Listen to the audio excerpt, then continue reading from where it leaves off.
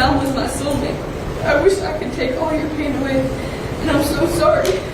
She sentenced on count 1, the murder of Dominic Russo, 15 years to life. 4 teenagers, 4 horrific crimes, and 4 life sentences. These cases have left communities in shock and families in mourning.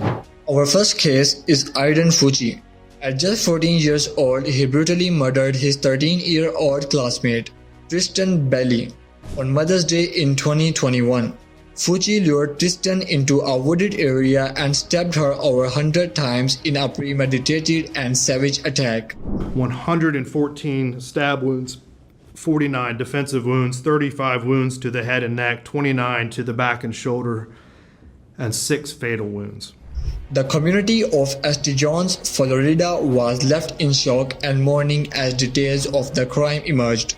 The investigation quickly pointed to Fucci, who was arrested after police found incriminating evidence in his home, including a bloody knife and clothes matching the description given by witnesses. We're having fun in a f***ing cop car. Yep.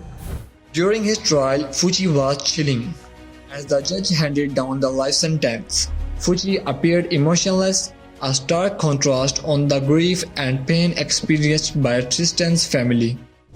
Mr. Fucci, having entered a plea of guilty to the crime of first-degree murder, I adjudicate you guilty of the premeditated first-degree murder of Tristan Bailey.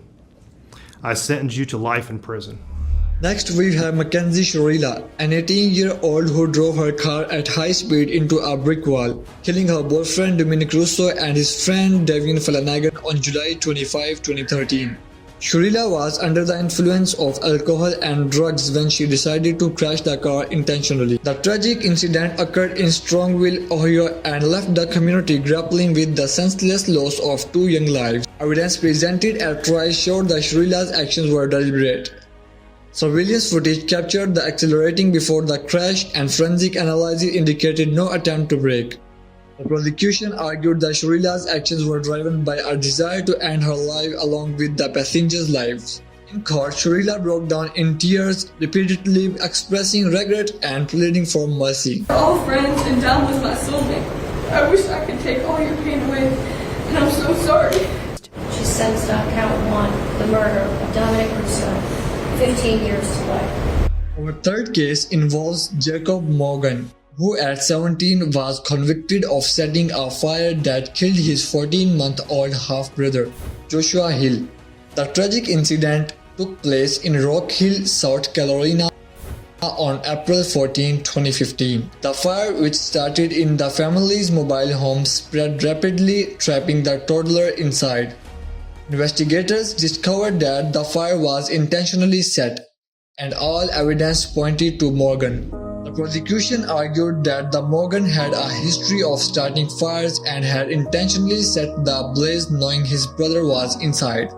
Morgan's defense claimed it was an accident, but the jury found him guilty of arson and murder. Morgan showed visible distress during the sentencing, crying and apologizing to his family.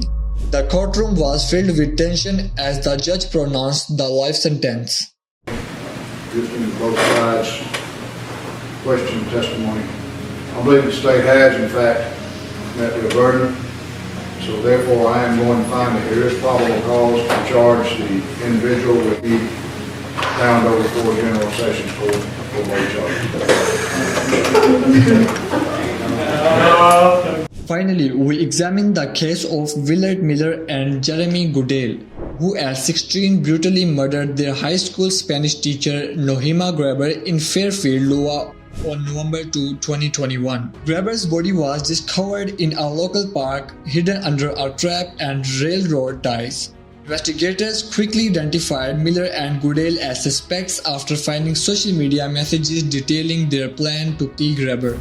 The motive appeared to be related to a dispute over grades, adding a chilling layer of premeditation to the crime. We discussed general plan. I'll stand up here, look out, wait for Mr. to show up. Both Miller and Goodale appeared solemn and resigned as they were sentenced to life in prison. The defendants shall be sentenced to life with the possibility of parole after 25 years. The defendant, Willard Noble Chaden Miller, should be sentenced to life with the possibility of parole after 35 years. Their lack of emotion spoke volumes about their acceptance of their fate. I've had time to think on what to say, and I'm sorry, truly sorry. Every day I wish I could go back and stop myself. I can't comprehend losing a loved one in such an awful way.